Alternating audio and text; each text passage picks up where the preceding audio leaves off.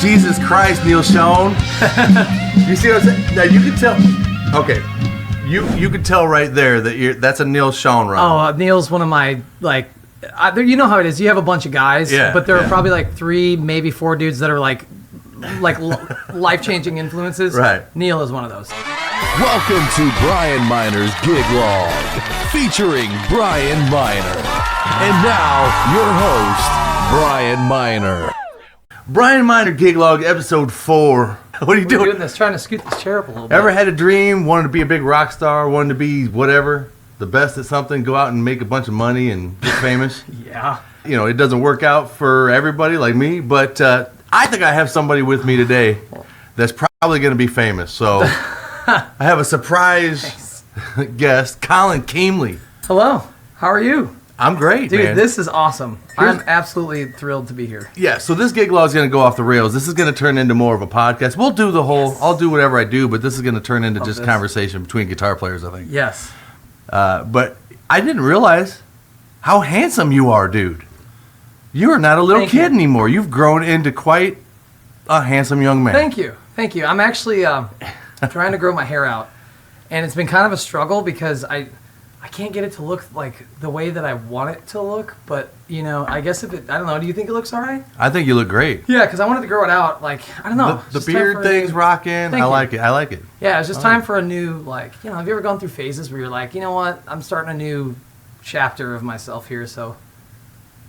Yeah, right. It looks awesome. Right? Okay. Looks cool so, I'm going to look like Jerry. Yes, dude. Our bass player. I'm convinced that Jerry has looked like that since he was born. I love that man.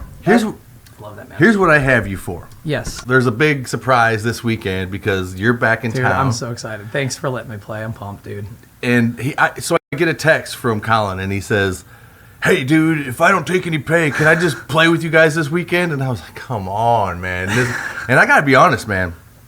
You know, being the guitar player that takes the place that you had in the Dirt Road Rockers, I'm already intimidated by that because I'm afraid of how many people have seen you killing it and then wonder why the hell they got some 50-year-old dude to try to take your spot. You're not just some 50-year-old dude, though, man. All right. Well, I appreciate that. I mean, I like the humility, but, anybody watching this, everyone knows how awesome you are. And okay, well, but I'm always afraid that there's people there that are just waiting to see you, and then they see me, and they're like, he's just doing a bunch of CC DeVille stuff, and he's not quite the Collin Keemle. Nah. But I see what you're saying, but I don't think that at all. When I was asked to play with the Dirt Road Rockers, you were in the band, and it was supposed to be you and I playing together. Right. Right? Yes. But there was a possibility that you could go and be gone for some of the shows. Yeah. So I knew that there were some shows I was going to be by myself and some that I had to play, and we were both going to play. Right. Right? And we ended up playing one show like that. What was that? It was St. Patty's Day. That's right. 23. That's right. That was sick, by the way. I forgot about that. Yeah. Yeah, and that was awesome. We had one half a rehearsal, if that. Yeah, that random ass, what was that? This the old Eagles headquarters in Milan. Well, Bob broke a kick pedal. You didn't show up until... That was an hour late. Right. Just in Collin fashion.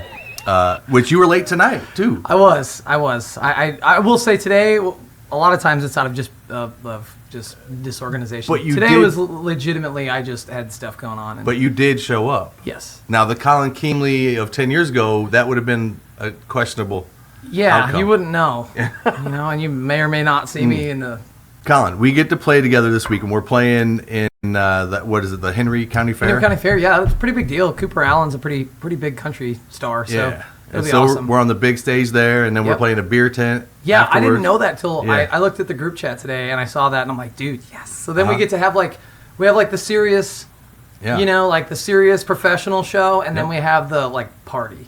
Yeah. And that's going to be awesome. I didn't realize we were doing both. I was like, okay, hell yeah. Now I'm going to talk to you all about Nashville and all the stuff that you've been doing, but I'm going to try to get to the meat and potatoes of this whole thing because Saturday night, we get to play together at Yardarm. Yes, also a great place. Love that place. Huge significance with the Yardarm for me because... That's the tape. That's the tape. That's the tapes. So when I was asked to play in the band, I was like, I want to hear the songs, how you guys are doing it, because it's not truly a country band. Right. Mm-hmm. If I were to listen to the songs off the recordings to learn them, it wouldn't be how you guys presented them, and I would be basically learning the wrong way to do things. Yeah. Jerry recorded the night. He was like, here is a recording of what Collin did at the Yardarm, Brian. So here's your recording for reference. If you want to listen to what he did, this is what he did. And so I get home and I'm listening to that thing and I put it on and at that point I knew that you were a good player. I knew that. We've known that. But sometimes if you don't see somebody a bunch of times, you kind of forget, how good they are. And especially it's sitting in front of you right now is a different beast than a live recording at a bar on a stage in real time. Right. Hearing what the lead guitar player is playing recorded it sounds okay. Yeah, but it's not naked. It's naked. It's so naked. It's completely like as raw as it gets. Yeah. And I remember almost immediately being panicking because I'm like, oh my God, this dude's he's not playing country stuff. The thing is, it's a country band. I thought you were going to be chicken picking all over. You did a little of that, but you were shredding. Yeah, I never approached it like, and listen, I love chicken picking and I work on that stuff a lot, especially some of the badass guitar players. Well, you live in Nashville, so that you have to have that in your diet. Right, for sure. Like, it's a good thing to have, in your brain, but like that's not who I am, and that's not really what any of us in the band were. So it was a cool marriage of, the top 40 stuff that's country, but if you come see us, make it as good of a show as possible. I mean, look at the shit that you guys have been doing the last year or so. I mean, it's pretty cool what that band started off as to where it is now, and I think it's awesome. You built the band. I mean, I was definitely you're a cornerstone of it. Yeah, for sure. I was in it for a long time, and I think the years that I was in the band were really, really, really important years for the band. Wyatt, obviously, Wyatt started it, so Wyatt's been at the longest. Bob's been the second longest. Dude, Bob's been playing with Wyatt for over 10 years. Wow. Yeah, and I've been playing with Wyatt on and off for 13, but I was only in the band for like 4, in the band. Let's just be candid here, because this is what's up. With you not being in the Dirt Road Rockers anymore, you doing your own thing in Nashville now, and me being the guitar player, I'm almost tired of hearing your name. You know what I mean? Well, I love you. From who? I love you. Is it but from this the band band guys? loves you. Like inside and out, everything is Collin. Not that better than you, Brian, or I wish Collin was here, but all the stories. It's like a new girlfriend that has only stories with an her ex-boyfriend. You know what I'm saying? For sure. Yeah. So there's lots of them. Yeah. Oh so my God. There was some points where I literally embarrassed myself by being like, "Can we do without another Collin story right now?" For sure. I mean, but then someday there'll be a Brian story, and then whatever. So But for a second there, I got a little like, God, man, it's like, can we move forward here? I feel that. I mean, when I joined, I played with Trey Lewis played with him for almost 2 years, played officially as a band member for over a year. And when I first joined Trey's band, the guys that used to be in the band were in his band for a very long time.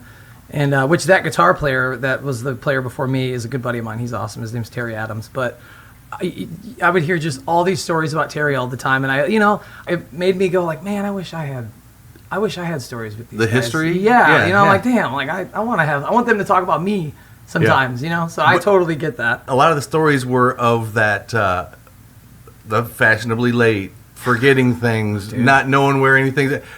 But that's what we all love about you, Collin. It's so kind of it's cute in a way, It's because. I hope it's still cute when I'm 50. In our little messenger board, right? I said, how is it that if you send a message to Collin and you respond 4 seconds later, somehow he's already lost his phone? You know what I mean? I saw that. I know.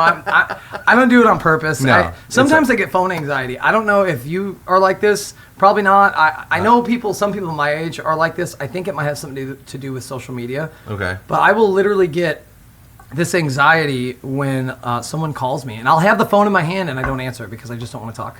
Oh, well, that's just called you don't want to talk. I'm just like, I just don't want to, I don't know how to describe it. I just get this anxiety and I'm like, I don't want to talk. I'll literally be looking at it.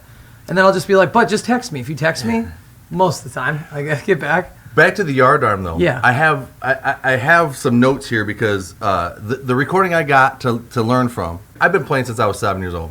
Yeah. It's a long And there were some things that you did on there that I literally went back and listened, and I'm thinking, if this is off the cuff, It all is. You know? It was always like that. It's just how we. But that's amazing to me. And what I'm about to do is going to make an editing nightmare for myself. But I want to do this with you because I have the this solo. is cool. I have all the solos from that Yardarm recording. No shit. Are you serious? And Dude. I have the times of where I'm most interested in what you did. Okay. Wow. So I want This you to is listen. cool. I want you to listen to this with me, and I'm going to ask you what the. Okay, you'll see. Dude. And when I get this edited together, this is going to be hopefully really cool. But yeah, again, it's not exactly the most produced, but that's what makes it beautiful. So at 38, okay, we're gonna go right here. I'm gonna go right here.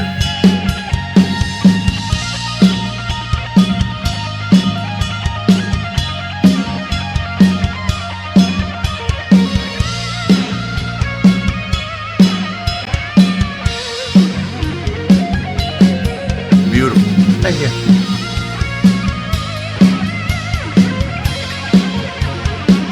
Jesus Christ, Neil Schon. You see what I'm saying? Now you can tell.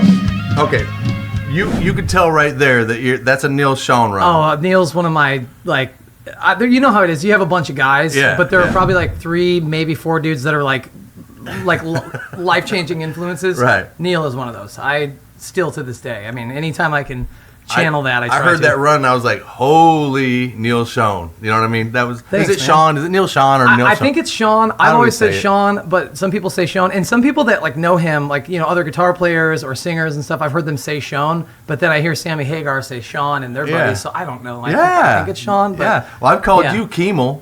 That's fine. Keemle, no, to me, Keemle's fine. I've had Keemle, Keemle,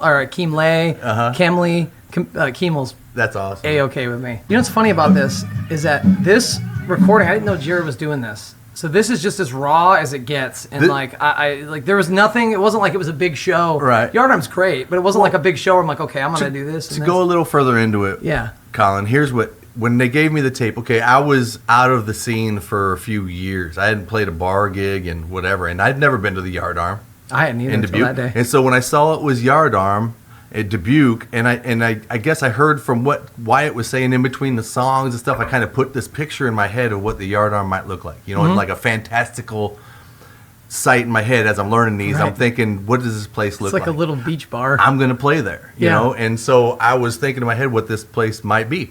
And he talked about mayflies. Oh, dude. And he talked about, He so played I the knew it was brew, summertime. like I knew muscatine. it was summertime, nice. And he said, outside, and he said, small but mighty crowd.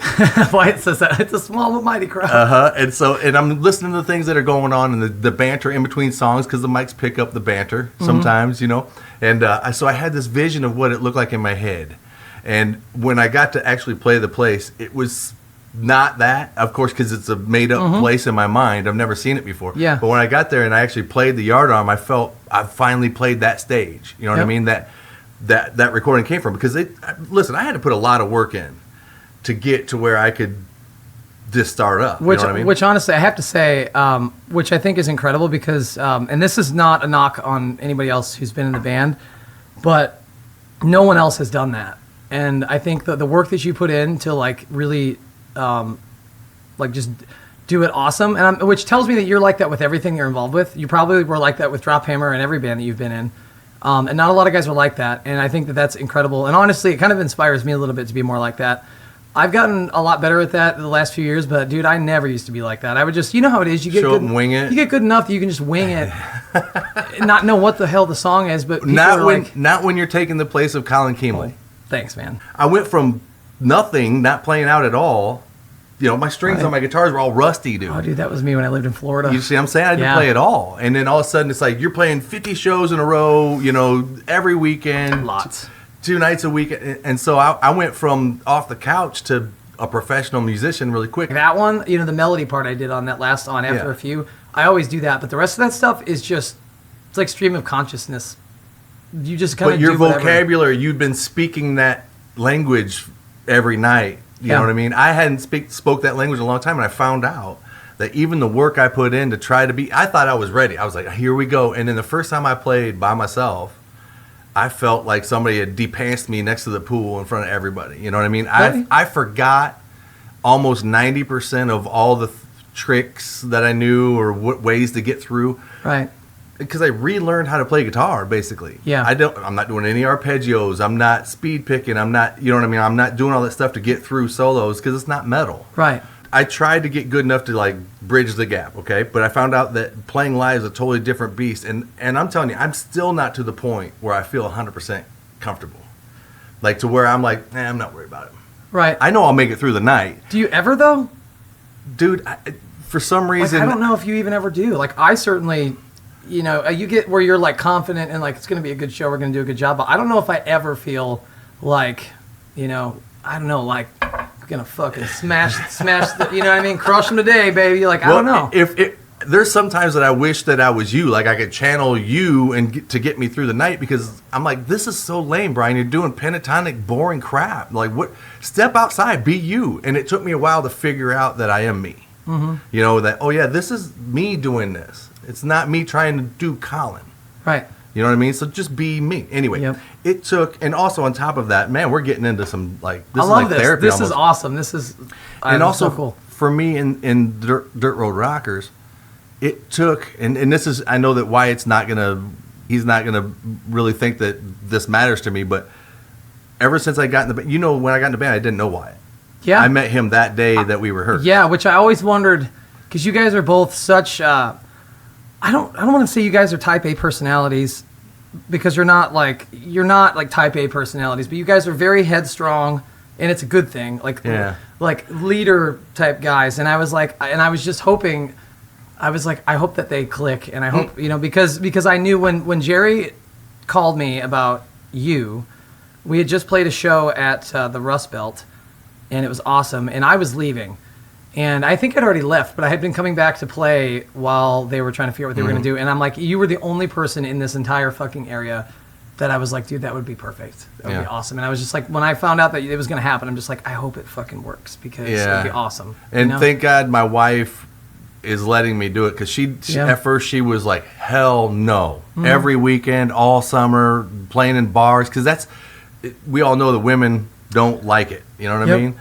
And if I wasn't getting paid as well as I am, maybe, and she didn't see that I was enjoying it so much, and part of me was coming back alive again. Part of me was coming back, and I thank her for letting me do that. So, but anyway, we get to the point where I've almost been in the band a year now, and I think the first time that Wyatt actually said that I'm a good guitar player and that he's impressed with what I do was probably 2 or 3 months ago. Dude, it's so funny. I remember when I joined the band, I was 17, and prior to me, Wyatt had played with Scotty Whitehall. For those who don't know, we know Scott. Scott's, you know, as a legendary of a guitar player, like in this area, you know, he's definitely on the Mount Rushmore of guitar players in the Quad Cities for sure.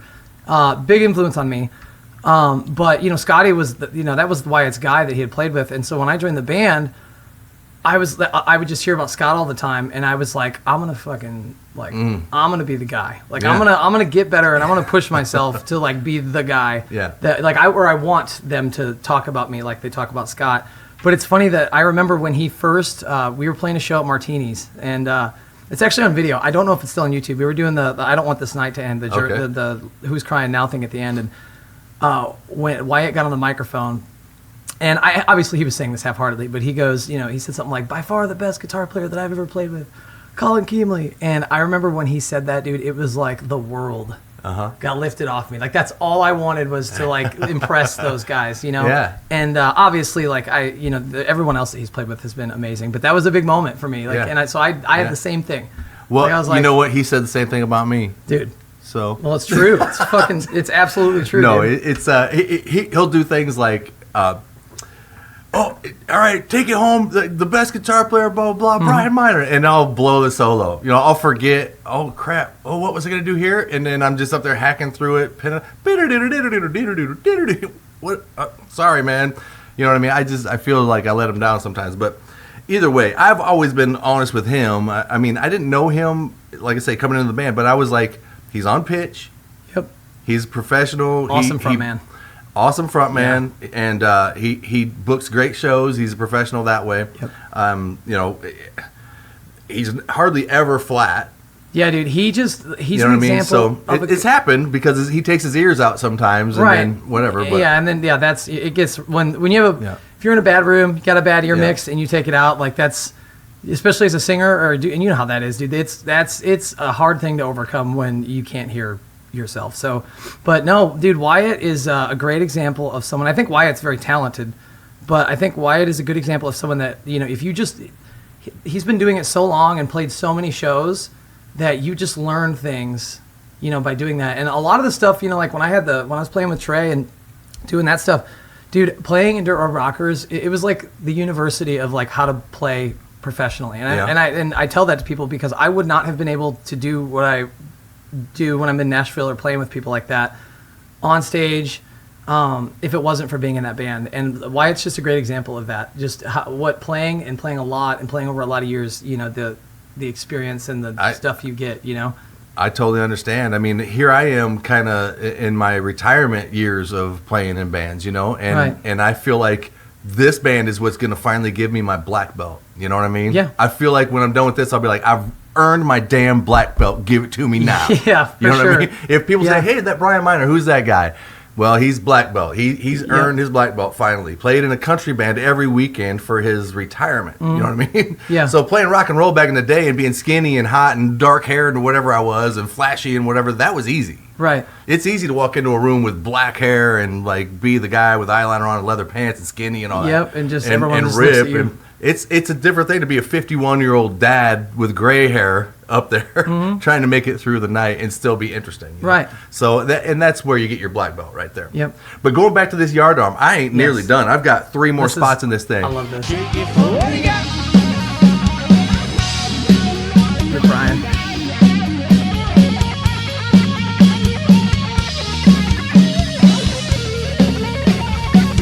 Jesus Christ. All right. In case you didn't hear that, What the hell is that, dude? So what the hell is that? If I'm the first part, that was almost like the Nuno Betancourt freaking the solo string skipping thing. from Rise. He's amazing. But that sounds like that lick. Well, thank you. That's amazing because Nuno was unbelievable. No, that was so it's pentatonic, like a blues scale, right? You know. Right. I think that it's songs in E. So it's just like I was just doing the 2 like blues scale notes and then your high pentatonic, like where you go to the E. Right. I did that for a second, like do do do do do do do do do, and then I think there happens to be a guitar behind is you. there? Yeah. Yeah, that's actually plugged in. Oh, this is the talent. That's the number 2 right there. You have a pick? Yeah, it's right there in the string. It's in the string. I think it was like a. So there's 2 notes per rusty. string? Yeah, so I started going. And I think I don't do this very often. I think that was just like a spur of the moment thing, but I think it went like a.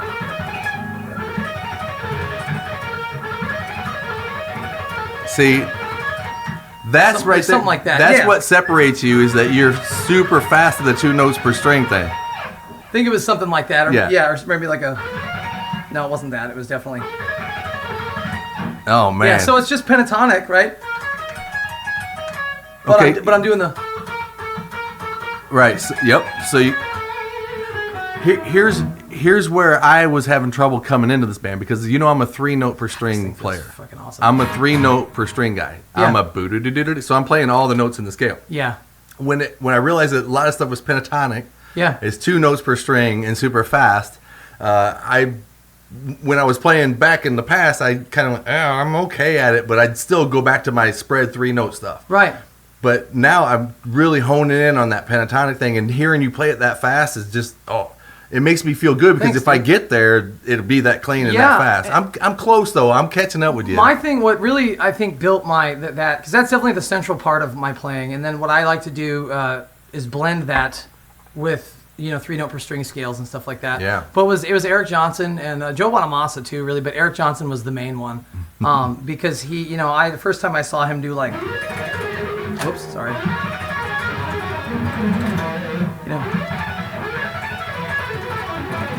That's it. Shit like that. I heard him do that, and I was like, "What the?" And at the time, I was all legato. So this would have been like when I was like 15 or 16. I was just like, Oh yeah. Yep. and then I heard him do this shit. And I was like, That's what? so gorgeous. I was like, what the fuck? That's some Eric Johnson too. It was mind blowing. Yeah. And but what he does is he'll mix. It's all pentatonic, but he mixes. You know, like he'll like mix 3-note per string stuff within the pentatonic thing, and it's cool because when you blend like modes in with pentatonic stuff, it's just I just love it. I think it's cool, and that's just kind of been like the foundation. Well, you pick really clean, and here's another testament to your prowess, if you want to say prowess, but because guitar players have prowess. Prowess, I love that word. Yeah, it's like I'm a ninja. You picked up the guitar that's it's a foreign guitar to you. That's an Ibanez neck, basically. You know what I mean? That's an RG 550 neck, and you picked it up, and you were speed picking 2 notes per string pentatonic runs, and not missing. You know what I mean? So it would take me a while to kind of get the distance. Yeah. You know, it would take me a minute. For sure. Every time I pick up my guitar, I start practicing. I'm like, geez, man, I got to get in. Okay, and then it starts to come. Dude, this thing is awesome. So I have 6 of them, and so they're very similar. You know what I mean? They're a little different each one, but all right. So that was one that blew my mind right there. Now we're gonna jump all the way to 5 minutes and 30 seconds here, and you got to tell me what the hell you're doing here. All right. Probably something fucking weird. No, you think? Oh, this song. This is a solo. Love this song. Now, ladies and gentlemen, on the guitar, Mr. Justin Bieber. What do you say? Mr. Justin Bieber.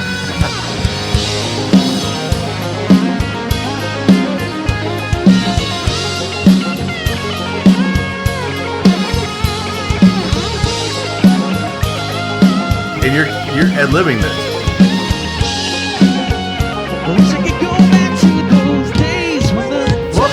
Okay, so yeah, you got off a little bit at the end there, but I heard that all night long. But what I heard was somebody going out on a limb. Yeah, so like what I started off and trying to get back home. Yeah, so that was kind of the solo to that song is Brad Paisley plays the solo on that. He's a monster. Yeah, he's awesome, and I kind of started it with his solo, and was kind of like outlining his solo, and then I just kind of go into my own thing. Well, that brings me to my one of my favorite solos that I get to play with Dirt Road Rockers, and so I'm going to play myself playing it.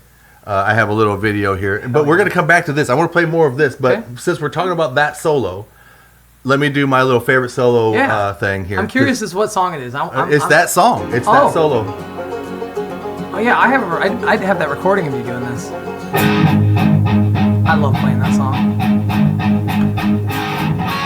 So I stole that from you. That's not on the song. Oh yeah, that Lydian thing? I stole that for you. But that's what I mean, like playing it like this, dude. It's heavy and it's awesome. That's what's so cool about it. Stole that.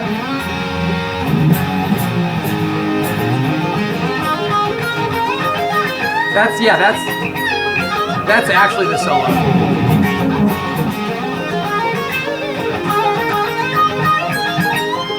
Right here.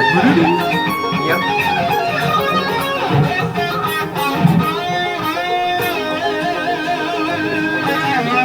Nice.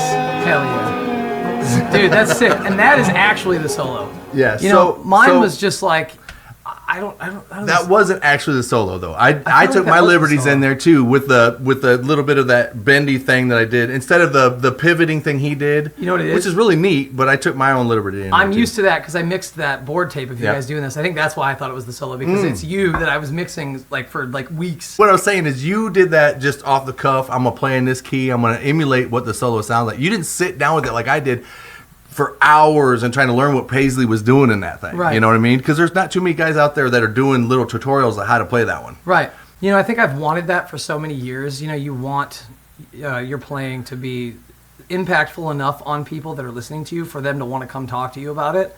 So, and you know, and after all the shit that I've been through, a lot of it's self-inflicted. You know, to get that opportunity to have people that are like, dude, like I want to talk to you about what you do. Yeah. It feels good. And it really never gets annoying, ever. You're one of the people that got out of the bucket, per se. Yeah. Yeah. That's why I opened this with, have you ever dreamt of being something cool? You know, had a dream to go do something. Mm-hmm. And that's why I opened it with that, because you went after it. Yeah. You know, and that takes balls. Now, I don't know what situation you had, if you had somebody waiting for you up there that was going to take care of you for a while, or if you, because I've known people that have gone to L.A. The shirt I'm wearing right now, Tony Higbee with the bass player. Yeah. He was the bass player in Drop Hammer. Awesome. He just up and left and went, and you know, he figured it out. He's in Nashville. He's playing with Tom Kiefer, Yeah. touring the world playing as a lead guitar player now. Yep. And I mean, I'm seeing him up there at big shows, you know, Yeah. and he went after it. And the thing is, you could talk about it. Oh, I want to be this, I want to be that. But are you willing to put everything down Yeah. and ride on just that, the hope? Yeah. You know what I mean? Yep. Live in your car if you have to. I did that. Only for like a day and a half. I actually have a picture of it because I had all of my belongings, everything that I own in my car. And you've seen my car. It's a little Volkswagen Passat. And I had everything in there somehow. And I took a picture of it that night. And I have it on my phone just as a reminder. As a reminder. You know? And I remember it sucked. It's kind of like one time I was living in Nashville and I had such little money that Christmas came around and I wasn't coming home for Christmas because my families weren't doing anything. My parents are divorced, and so it's just like, you know, nobody was doing anything. Mom lives in a different state, whatever. And I was at home and I had like $2 to my name, and so I couldn't go get food. And I didn't want to ask my dad to help me with money because I was like, I'm only going to ask him for help if it's something that like something dire. And I'm like, there's got to be something in the house. And I found saltine crackers in the cabinet, and I had a can of mushrooms, and then I had a bag of shredded cheese in the fridge. So I sauteed the mushrooms in a pan, put some spices in there. You're a chef. And then took the saltine crackers and set them up, and then I poured the shredded cheese on the mushrooms and got it all melted, and I ate that for dinner. And I remember, like being so fucking depressed about it for like a little bit, and then I was like, wait a second, this is what they all talk about. This is that thing that all my heroes talk about that they went through. Yeah. That's what I'm doing right now. And so if that had happened to me like back in the day when I was using drugs and living here, it would have been a complete meltdown crisis. But because I knew that I'm in Nashville doing exactly what I should be doing, I'm making the right choices and doing the right things, and just enough things are happening that I know that it's moving in the right direction, it made me feel like, hell yeah, like this is part of it. Yeah. So that's kind of a long freaking thing about that. But dude. I'm not in any rush. Yeah, man, that was. And I'm sure that the huge. people that watch my gig logs or whatever, they're either going to like this or not, and I don't really care because I hope like hell I don't ever get famous because I want to be able to go places. I don't want imagine this. This is something I was thinking about today. Imagine, Collin, that your dad was Eddie Van Halen. It'd be hard. Or Yngwie Malmsteen. Yeah. Or something like that, and then here comes you, and you want to be your own person. Yep. But your dad was so famous or whatever that you're always going to be his son. It's like being right? JFK Jr. Yeah, and so it's like, how do you do I'm that? thinking like, what if I did? Because obviously I'm not going to get famous. But the thing is, what if I did? What if I got famous doing something like this, and then all of a sudden my son is like, "Oh, you're Brian Miner's kid." Mm-hmm. Then he can't do anything. Right. You know what I mean? Yep. And so I'm like, please don't make me famous. That's all I'm saying. So that I can just be, and obviously I'm just going to keep doing these rinky-dink stupid podcast things, and I'm never going to get famous. But I think they're cool as fuck. I'm having fun, and and that's a lot all of people do. My dad does. My dad watches them. A lot of people, I think a lot more people than you think. I appreciate it, but the thing is I'm having fun doing it. This is something I get excited about. You know what I mean? But I want to play some more of Collin Keemle killing it. It's at 5:50. Towards the end of this show, I think I was pretty sauced up. You were sauced? Yeah. I don't ever get like drunk, but towards the end of the show, I was definitely feeling it. All right, here we go.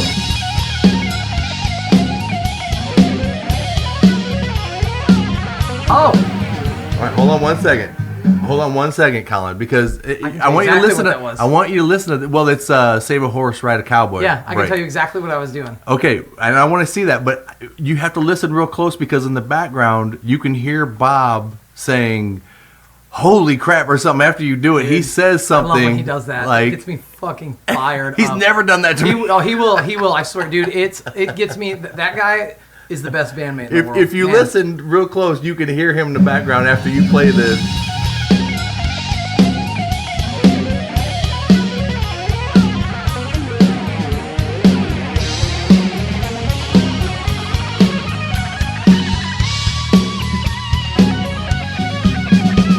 Right here.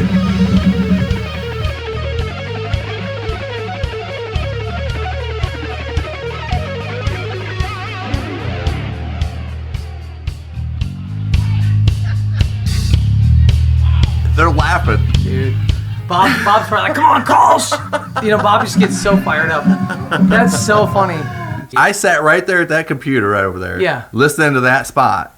and sitting there with my guitar. Okay, I'm going to try to be this lead guitar player in this band. And I heard you do that, and I went, well, I'm going to have to figure out how to do it. And I'm sitting there, and I'm trying to keep up with it. I remember I actually like put my guitar down and went upstairs and told my wife, I was like, I don't even know if I want to do this gig. Is this what I'm thinking it is? It might be. Is this I don't know. The open string thing? Yes, and it kills me every time you do it, man. Yep. Okay, so I'm going to pause it right there because this is where this happens. You're going to do a solo, and then coming out of the solo, Wyatt waits to start singing the verse to bring it back in. I think I know how to, like, I think I know what it is now, but like it was just so I don't literally play any open strings though. Yeah, it was so it was totally off the cuff, but like that moment, like that little area where that happened was just, I knew he wasn't singing right away. I don't know if he was taking a drink or talking to the crowd or something.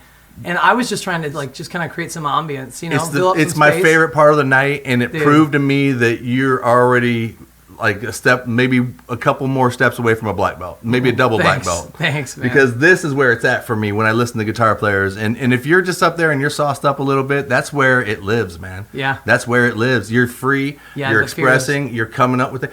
This is something I would have to sit and practice over, and I'd probably blow it in that spot and be like, oh damn it, I've been working on that all week. Right. You just did it. Yeah, that's so funny. That's what's so amazing about it. So let's listen to it real quick. So here's the solo.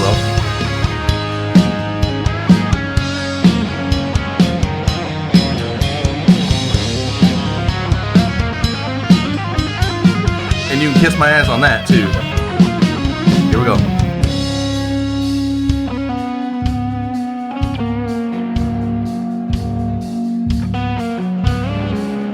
Something's happening in your brain right here where here it comes.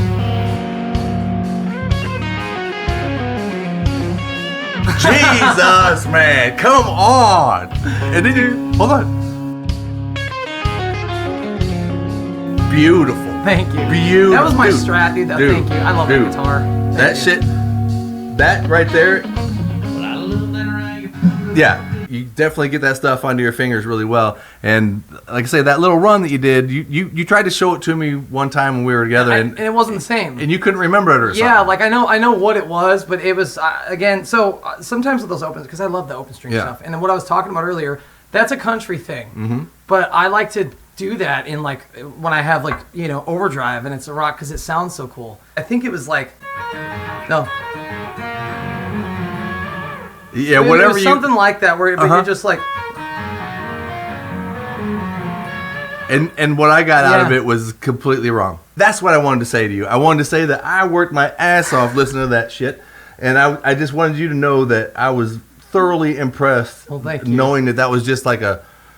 You know, I don't know, we're playing at the Yard Arm. There's 12 people there, and I'm going to play guitar and have some beers. And that's what a bar lead guitar player just pulled out of his ass. And there's some killer. If I was in the crowd, I'd be like, for me. And there's a Neil Sean quote where he's like, he was talking about playing blues, but where he's like, there's an old blues saying that says, if you're thinking, you're stinking. You're gonna fuck up, and you're gonna just not be at your true, like, you know, like they call it the flow state, right? I'll just hear in my head like something, and I'm like, that's what I want to hear, and so you just go do that.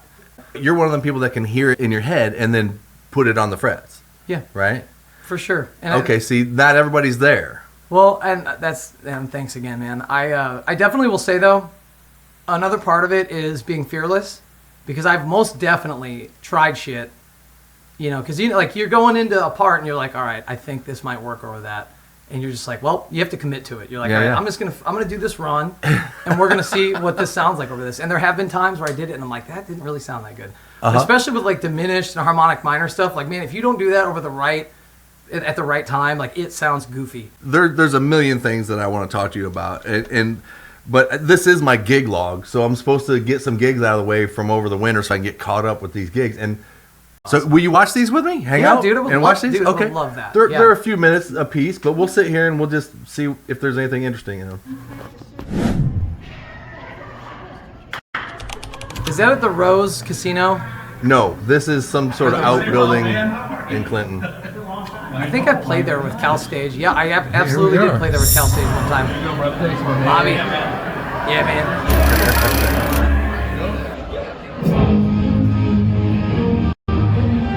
Yeah, that pedal sounds freaking awesome. I love that thing. I hate the fact that these videos are recorded from behind and then you can Because only it's hear delayed. the drums. Yeah, and And when then you're hearing the gets PA delayed. echoing back. Yeah. Yep. So I'm trying to figure out how to get a mic like this H4 out front. Oh, dude, absolutely. So and we have no idea how to run the PA because Jerry's not there. So Is that Booter? yeah, Booter's filling in. Played with Wyatt, McLean for a long time. Wyatt's trying to run sound, so he's gonna jump off the stage. You know what I mean? Check it out. Yeah, and so Yeah. the chord's all tangled Jeez, up. that chord that's a Collin rap job right Hold on. there. Oh man. Oh, that's a Collin rap job. Let's back up. Dude, that was Oh you? yeah, oh yeah. Damn. Well, I like all the high stuff. I set the dance floor on fire, That but was great. That was awesome. we didn't have Jerry with us, so we didn't. That's why Wyatt was jumping off the stage and trying to run and Right. stuff. But- Yeah, Jerry alleviates a lot of stress. so you can go from yeah. You like, Yeah. but besides being like an amazing musician and like I feel bad like sometimes. a family member to me, just as an individual, that guy alleviates so much stress. And when he joined the band, it just was like, I mean, it took us up like 10 levels, and I'm not kidding. It was Well, there's a reason why I call him everything. Grumpy Bass Player. Yeah. It's Oh, because man. he's got a lot on his shoulders all Yeah. the time, right? Yep. So, okay, so this is the Rust Belt show. And what's cool about this one is I got to bring my kids. Oh, nice. I love being able to bring my kids to shows that I actually look cool Dude, at. that's Because like a dream for me, dude. you go from the gig prior where there's nobody on the dance floor. Yeah. And, you know, the very next gig we have is this, you know, and a real venue. You're used to it. I love that. You know what I'm place. It's one saying? of my Well, favorite you're venues used to ever. playing in front of crowds. You know what Yeah. I'm saying? So, like, I don't know what we'll talk about it afterwards, but these are always fun to do. Dude, sound check, rolling up to the Rust Belt to do sound check. You're just like, yeah, dude, let's go. Man, look at Bob. Yeah. What a career he's had.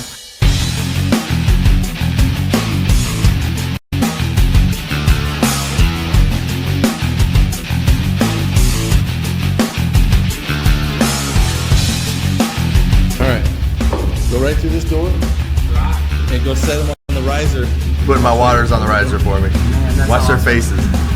There's a riser. There's hardly anybody there yet, but still, they feel cool. That's so cool that they got to experience that. Look at them, they're looking out at the crowd. Watch their faces. Wow. That's so cool. That's Thanks, awesome. buddy. Why is there white stuff everywhere? It's pigeon If you shit. said that in the 80s, it'd Yeah, exactly. be something else.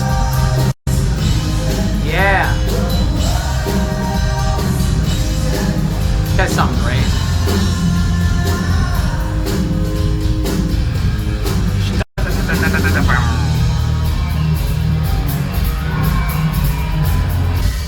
That's with this guitar. Oh yeah. Yep. That's a the pull, Rust and you Belt. pull the volume out to single coil You got a coil tap? Nice. puts the single coil on that Seymour Nice. Duncan. That pops real nice.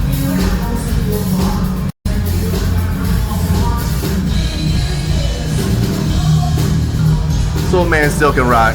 Dude, absolutely.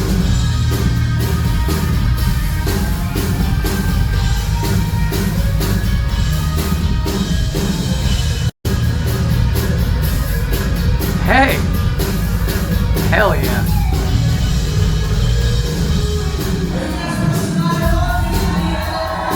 Dude, that's fun. Dude, it's the greatest. It's like, there's nothing better than that, ever. There's just not.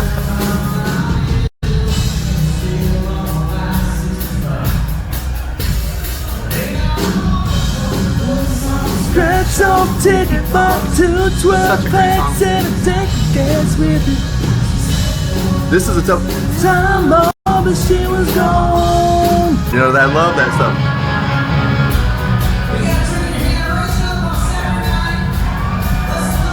I mean, look at the crowd though. Still, that's Yeah, it's still a great crowd. dude for just being the band. That's a great shot. Not a lot of people could pull a crowd like that just on a random night like that. Country girl. Yeah, see? It comes natural. Yeah. Oh.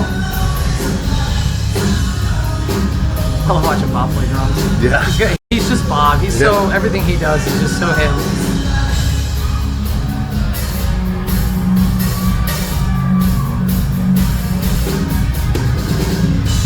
can't hear my fills because everything's behind the PA. Yeah.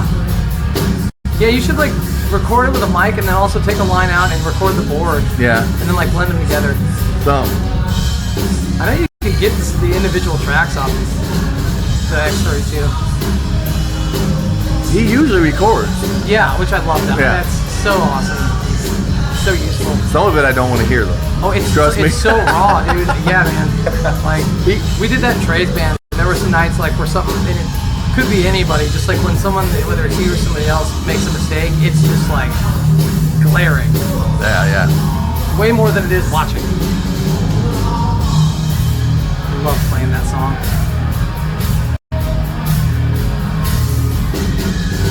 Nice. Dude, that's the thing. When all else fails, right? Dude, absolutely. People are like, whoa. Yeah, people so trip out. hard. Yeah. Sounds amazing. Well, your fingers are moving fast. Yeah, it's just like, And yeah, your fingers are moving fast, and it sounds impressive. There's a lot of overtones happening. It's so cool. So the average person on the front row doesn't know what you're doing there. dude, I wish you had a bar on this. I used to. Well, there's no bar. The old one. And it's blocked too. That bridge is blocked. Oh, that's right. I forgot you did that. Mm-hmm. I forgot about that. So then one more. I'll get one more in here, and this is going to be the St. Patty's Day gig. yeah, dude, that was a huge night for me. Like I had. Well, we were opening up for Trey Lewis. Yeah.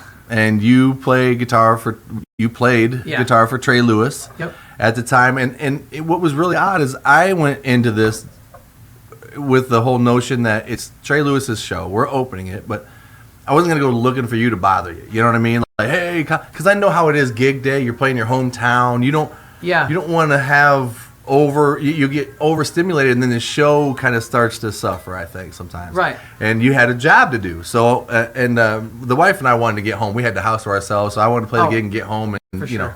So, but I wish if I had it to do again, I would have went and partied with you guys afterwards, because I didn't know that you were going to be free to do that. That was fun. Yeah, because I stayed. My plan was to play the show, and then because that's why I drove here separately. Yeah. Because they routed that run, St. Louis, Peoria here.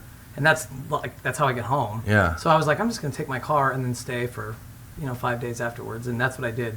Trey Lewis had a big hit with Dick Down in Dallas. Yeah. Of all songs, that's the one. Man, I'm telling you right now, these clubs that we play in the Dirt Road Rockers when we're going around, usually at closing time when we're tearing down, that song comes on. I hear that song almost in every Dude, it's club. got almost 140 million streams just on Spotify. It's crazy. Yeah. Yeah, it's nuts. And so, I was letting you're the big guy playing in the tour, whatever. You're playing your show. You got your guitars. It was really cool to see your guitars out there ready to go. You know what I mean? Yeah. It's the real deal, right? Mm-hmm. You have a guy. So did you have to set up your stuff? So how we would do it, which I like it this way. So we have a crew. We didn't bring like a merch guy to the Quad City show, but we had Nick Gorman, who was our production manager. And he was doing tour managing duties at the time. And then Matt McElwain was our stage manager. So those guys, load in everything. And then I just, plug in my stuff, take the stuff on the cases, and, plug it in and get it running. And then when we get done, I just pack them up, and then they would put them away. Which was amazing because, after gigs, I could actually go and, talk to people and do things. And from what I heard, though, you used to do that in the Dirt Road Rockers, too. Listen, they say that. Okay, that is such a crock of shit.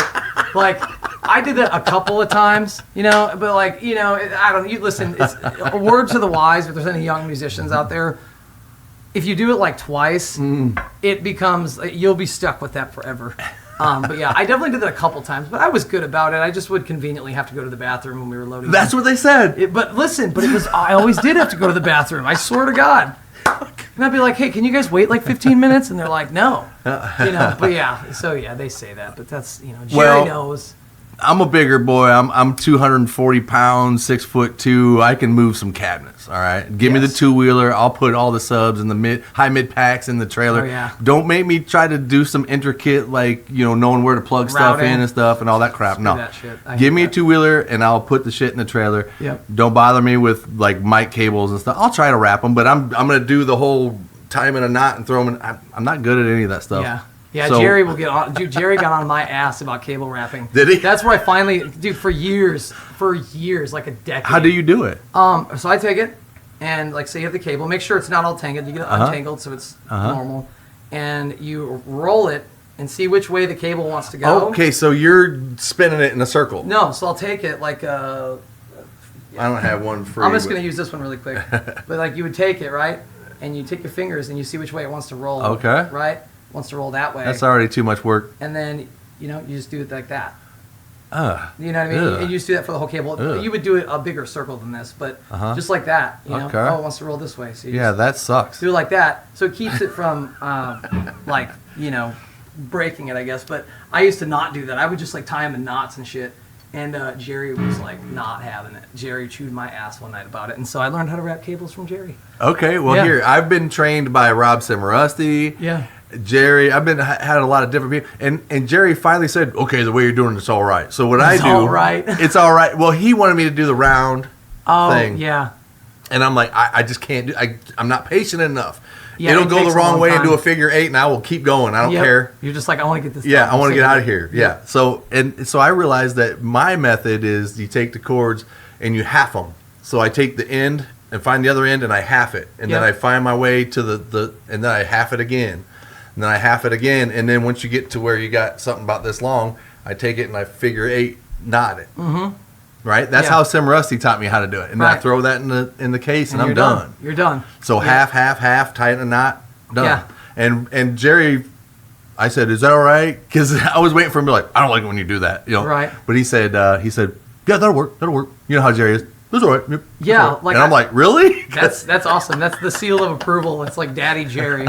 Yeah. Dude, I used to take it and I would take one end and the other end and pair them together. That's what I'm talking about, right and there. And then I would just twist it together, and then I would do like a half-ass knot, and then just like throw it in the case, dude. I mean, half of our setup time, like in like 2013, was us untangling cables that were soaked in Rumplemans and cheap fog juice. Oh yeah. You know what I mean? And it was just a freaking disaster. Yeah. But somehow we were able to get it running. I mean, there were some of those gigs, dude, where like the PA was like busted and we'd have to like figure it out. And do you know John Coe? Yeah. You know Baldy? Yeah, Dude, yeah. Baldy would have to like tear speakers apart and try to figure it out. It was just a mess. We didn't bring the bus, which I was so sad because I wanted. Well, there to was bring a the bus outside, but it wasn't It was you your guys. bus. No. Wait. There was a tour bus out there. No, that motorhome. That's my Uncle Rich. That's my, Okay. Yeah, that's my Okay. Uncle Rich. He brought that for us. That was kind of like our green room. But we would have a Prevost, it was a 2002, like nice, like a real tour bus. I mean, Yeah. that thing is incredible. Being on those is just amazing. Yeah, we have a cool bus, and Wyatt bought the. That thing's awesome. It is. Yeah, it's convenient too. Yeah, so I better get used to them kind of buses because I'm sure that the old folks home I live in the future is going to take me around in one of them. Yeah. And I'll probably sit in one It and be looks like, like I remember when I was in a band in one of The these. Heartland bus. Yeah, Heartland yeah, nursing home like, bus. yeah. Dude, it's awesome. It's so great. But at least we have something to sit in. Oh, and you know? bunks, dude. Yeah, bunks. That's like that was the biggest thing about, when I first started playing with Trey and we were on the bus a lot. I remember that. You were giving a tour of that. You Yeah, guys man. went from like that real Prevost bus. I mean, the real tour bus, Yep, yeah. It's like 50 feet long. It has 12 bunks. Yeah. It was incredible. And I remember when I first started playing with him, I had been on one, like visiting, one of my friends that like played with somebody that had a bus, but I've never like been one of the guys on the bus. Yeah. And obviously there's a lot of glamour about it, and and also this cool, confident thing when you roll into a city. Yeah. And you're like, hell yeah. You walk off that thing, and it's cool. It's our childhood. Do you Yeah. remember seeing like Metallica standing in front of their, like when they're taking promo shots and the tour bus behind them says Metallica on the front of it? Yep. That's the stuff right there. Yeah. The Journey video, Highway Run, Faithfully, yeah, they're on the bus. The Journey video, Faithfully, Yep. where it's Journey on the front, and they're all, and of course it seems like they're all sad because they're on the road, and I mean to the point where Steve Perry shaved his mustache. Yeah. He was so sad. Right, that's sad. That's really sad when you shave your mustache. Gaudy 80s porn stash. My dad had one of those when I was a kid. It's revolting. But anyway, seeing that, and then when you were showing off the bus, oh man, I was so green with envy because it's like nobody gets to do that. It was when pretty cool. I was coming up, Collin, the idea of making it to that level, to where you're on a tour bus, was almost unheard of. I mean, there was no roadmap to it. There was no recipe for how do you get on a tour bus. Yeah. You have to be in a band that wrote some songs, did a record, and got enough airplay and got enough attention, and that had the budget now for a tour bus. Yeah. See, and so you go to Nashville, and within seconds, you're on a tour bus. I got really lucky with that. You know what I mean? Yeah, I got really lucky with that. It was one of those opportunity meets, like hard work meets opportunity type of deals. Okay. Things are different now, but it's all the same though, as far as like your goals. Like You can make it in Nashville and not be the best guitar player there. Oh yeah. Oh, 100%. Most of the guys that are playing stadium gigs are good guitar players, but great people. Yeah, that's what it is. And If you're the big, that's what it's about. You know? if you're Luke Combs, Yeah. you don't want some asshole on your bus that's gonna fart a bunch of times and like bring a bunch of crackheads Be on the, weird, you know what I mean? yeah. All that stuff. So you want somebody that's gonna be cool. Yeah. But let's watch this freaking. Yeah, like this I said, was such I a didn't- cool night, I man. didn't get to God. talk to you this night, and I do want you to know. That when I was playing, I was nervous because I knew I was playing in front of you. Really? And I think just being you. I think I had finally kind of found where I fit by this time. Oh, it was awesome. You know what Yeah. I'm saying? So I really dig this. So check this out. This is the opening band here, the Electric Shock or whatever. Man, dude, that was just. They brought a bunch of Marshalls. I know.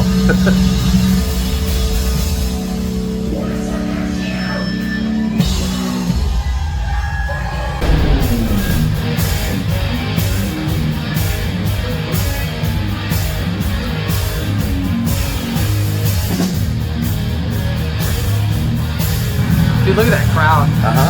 It was amazing.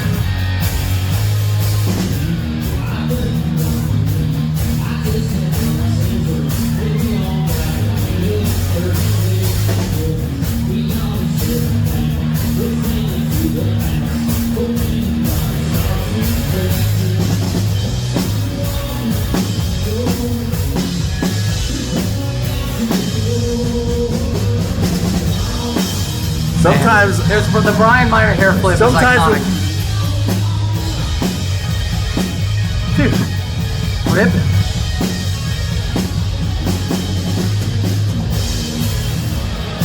sometimes I feel like if I dig in too much though on the jump, that Yeah. it's not gonna be good, you know? Right? So I kind of lay back a little bit on the chugs. Right?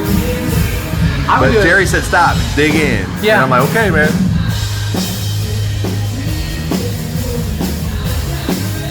Yeah, like halfway through to the like end of your guys' set, man, the crowd was just like, you had those guys just going crazy. Nobody even cares about me. So funny. The one bald guy did for a second. That bald dude just loved it. It'd be funny if that was my dad. Could have been. He was Kind of there. looks like Travis. Ooh. That was saucy.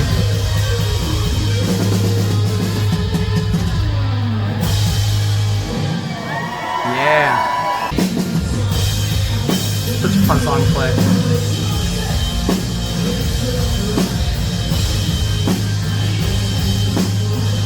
Also, shout out to Roger Imming. Roger, On the lights? dude, I messaged him and I was like, Raj, because I've worked with Roger for a long time.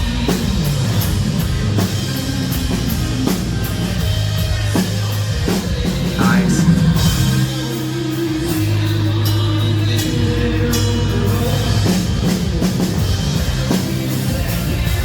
I'm at the mic when I'm supposed to be.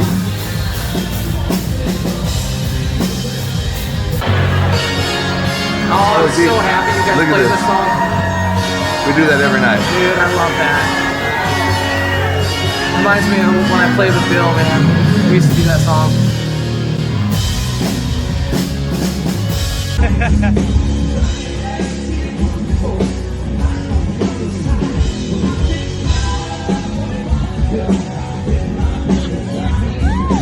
They make fun of me because I put my leg out all the time. No, do it. It looks cool. Yeah, I got my buddy Alex's Mesa for that gig. What a great crowd, man. Oh, it's so cool.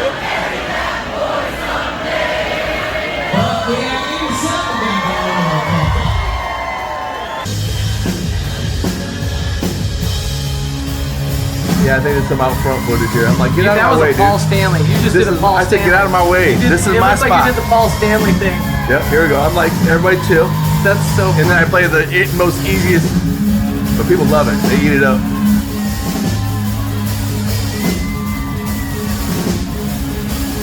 Oh, I like it.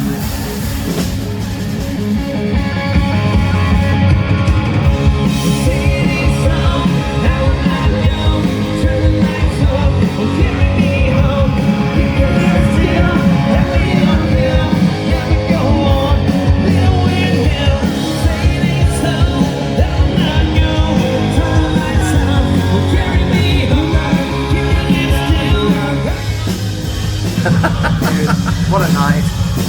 It's about over here.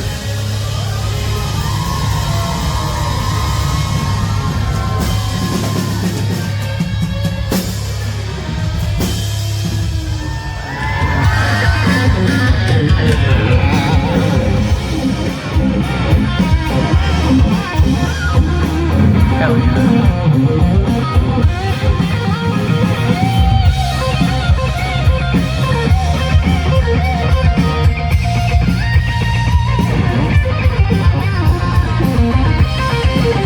Nice.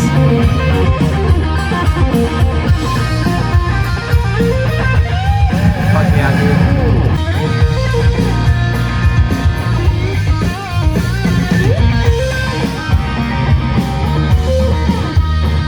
You guys do it in B? Yeah, we play in the right key. Yeah.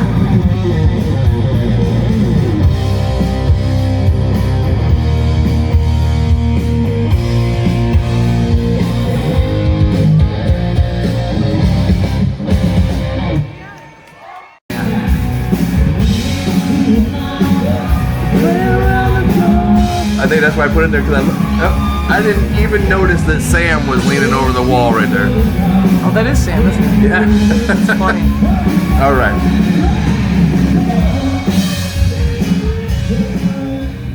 All right, so that's all of that crap. All right, so That was so cool. What a night. here, let's talk about it. Because the whole time we were watching that, you and I both did the same thing. We both started trying to hit the harmonies, right? We started hitting the backups in the certain parts. Right. And when asked, you know, what's your favorite thing about being in this band or whatever, I didn't realize it. I'm usually the singer in all my bands.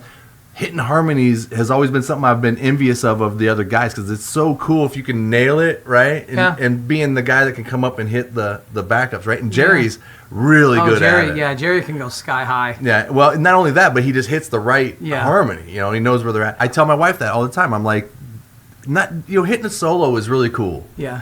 But the people that are really professionals that are watching you play, they want to know if you're at the mic on time. Yep. They want to know that you can come out of the solo and still hold your vibrato and then hit the backup. At the same time. You see what I'm saying? All them little nuances, right? Yeah. And so I always pride myself in being able to be where I'm supposed to be when I'm supposed to be there. Same. Dude, You know? really same. That's Yeah. always been like at the forefront. I want to be the guy that's just like, no matter how disorganized I am off stage, when I'm on stage, it's like I want to be an assassin. I don't know that my wife really understands that, but it's like bowling a perfect game. Yeah. You know, the feeling Just of, or tell golfing. How about a, you know, it's like you it's eagle like a hole shooting that, 58. yeah, whatever. I don't know anything about golf, Yeah, but it's I like would a imagine. perfect game. Yeah.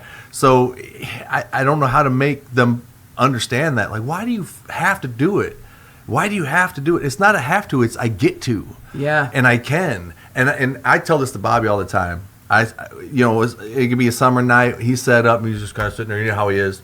Yep. Just kind of like sits at his drum set after everything's set up, sits and there. he's just kind of And then I come over to him and I always go, Bob, there's going to be a day where we can't stand up.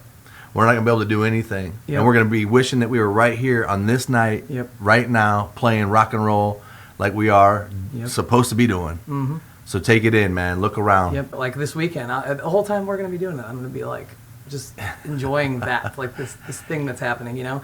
Bob don't want to talk to anybody unless he has to. Right. You know what I'm saying? So. Yeah, Bob's funny. Bob is just a super, he's always been this way. I mean, shit, he took like 15 years off after Lynn Allen. But Bob he's at home with the family or he's working and then he's playing gigs. Like, I don't see Bob or Lisa. The funny thing about Bob, dude, that dude is the best friend you could ever have. And when I was in jail, dude, I spent like 3 months in jail years ago. Anyway, everyone that's watching this. I feel like that's what's holding me back is I haven't been in jail. Yeah, dude, everyone that's watching this knows about that. But it was a horribly dark time in my life. And there were 3 people that came to visit me. And it was Alex Sturr, one of my best friends, if my best buddy. I have like 3 people that are like my best buddy. Alex is one of them, and Bob and my dad.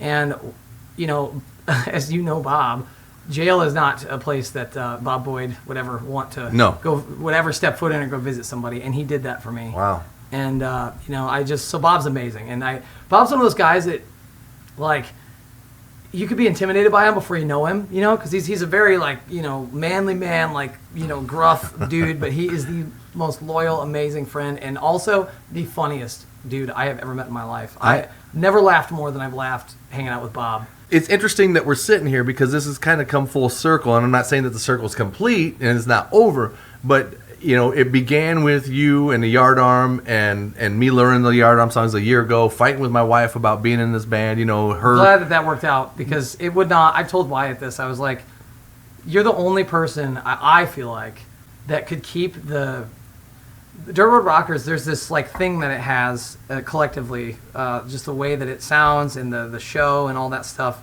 That you're the only person that I was like, yeah, that's the only way I think it's gonna maintain that. Is if you were in the band. So I'm super happy that I think let you do that because I think what it came with, Collin, is respect. I think what I did is I'm respecting it. I'm not looking at it as like, I'll just give it 25% to get through and get the. I wanted to keep it at the level it was at, Yeah. So that's a respect thing, right? That band was my life. Like I poured every single thing I had, like just playing and everything else into that band. I mean, it was my life. And, I think the other guys did that too and do that. And I think that that's something that I've always thought makes that band cool. Yeah. And so it's cool because like I was saying earlier, you do that, the work that you're putting into it. The thing about Wyatt is Wyatt's incredibly good at social media. Yeah. And Wyatt is also he's always been good at, he has his finger on the pulse of stuff. Yeah. And TikTok is and how cool, so massively. How cool is the name Wyatt? Yeah, it's awesome. Wyatt matters. I don't know. Anyway, that was terrible.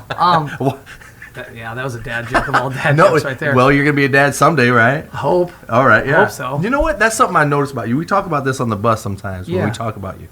Because I'm like, how's Collin doing up there in Nashville? And I remember you saying something about how you want to get married and have a family and you want to kind of settle down. Yeah. Maybe go more into like the producing world where you're not touring. Yeah. Because you kind of got burned on that, didn't you? Yeah, I mean, touring. This is why I moved to Nashville. This is what I'm gonna do. This is my vision. This is what my life is going to be. Is I love producing. I'm just obsessed with it, and that's what I've always wanted to do.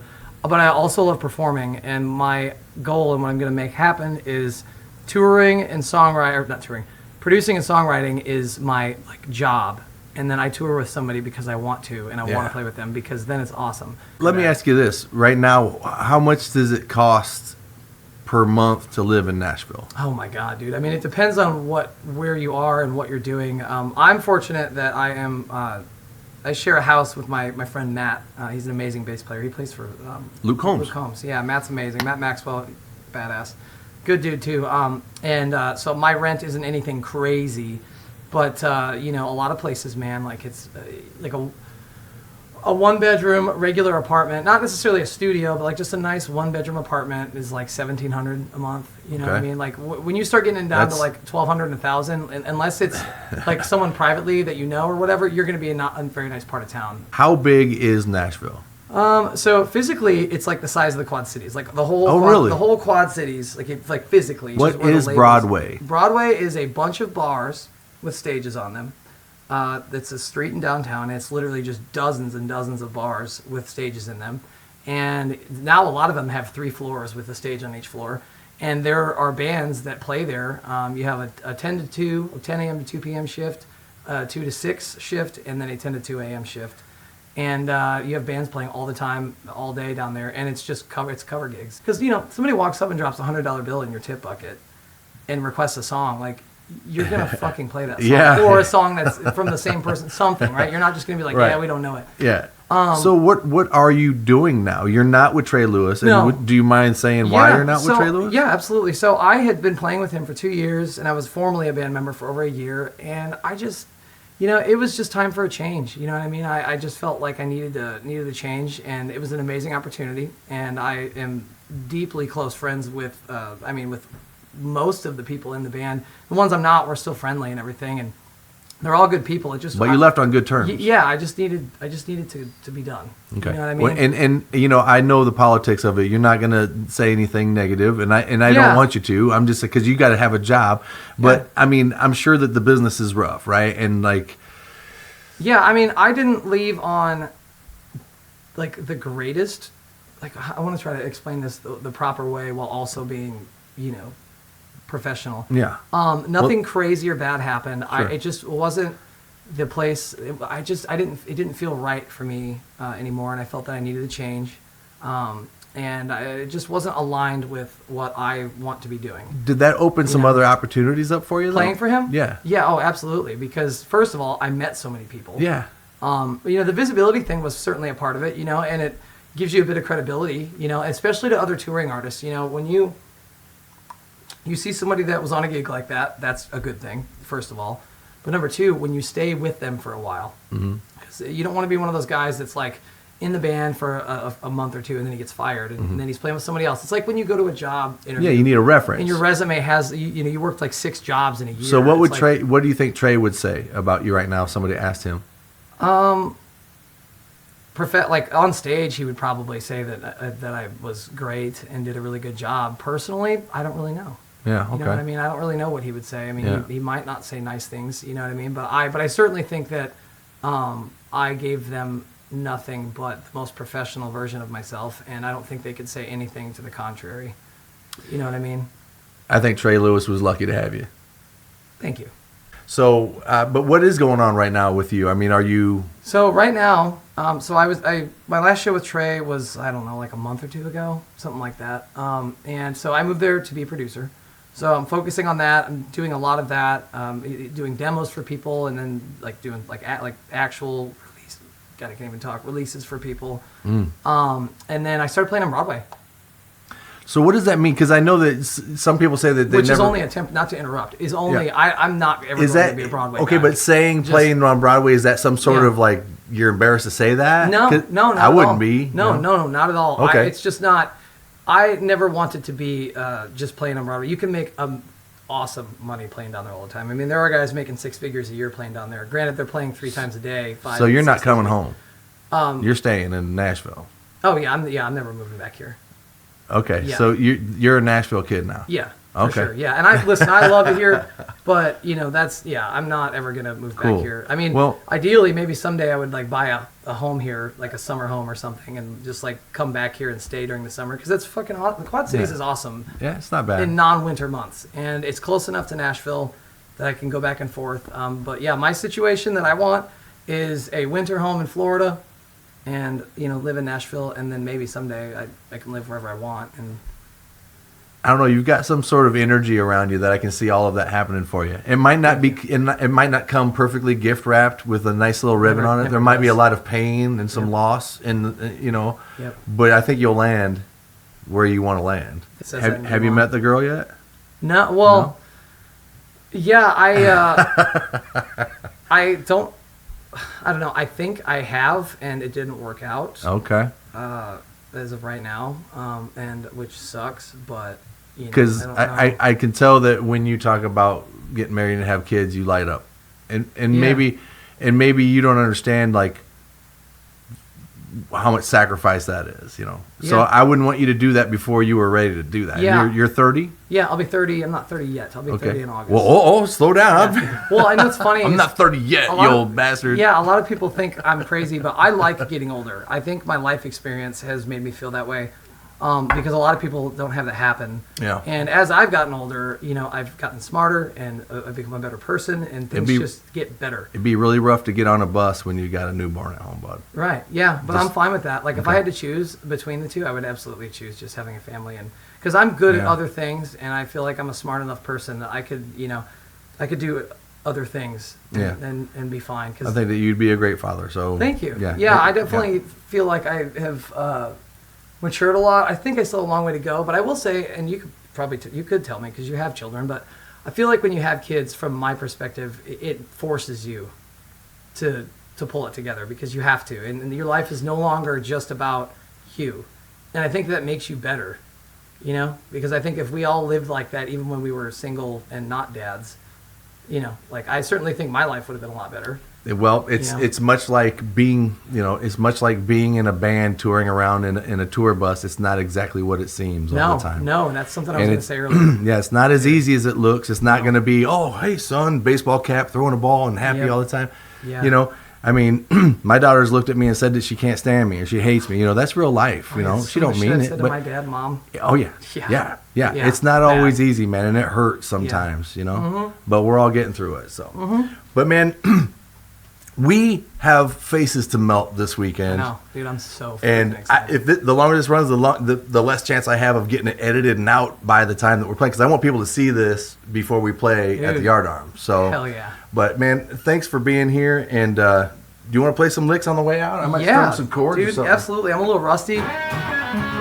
You're rusty. Well, I haven't played in like. What key do you like to play in? Any. I don't care. Whatever. How about E minor? Sure. Everybody likes E minor, right?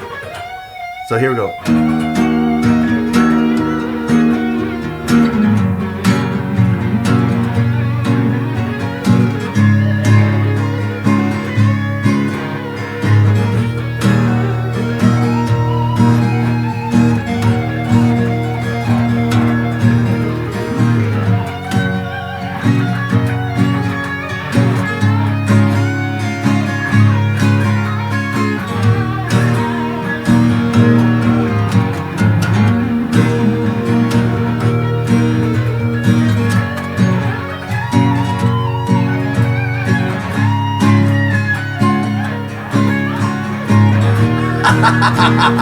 I was trying to go.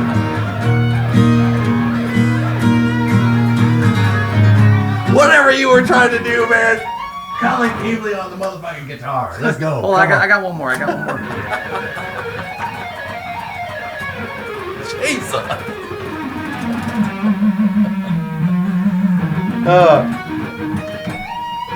Yeah, it's gonna be fun playing rhythm guitar with you. Dude, no, dude. I stuff, like man. playing rhythm guitar, so please, solo is take everything. Take Take everything. Dude,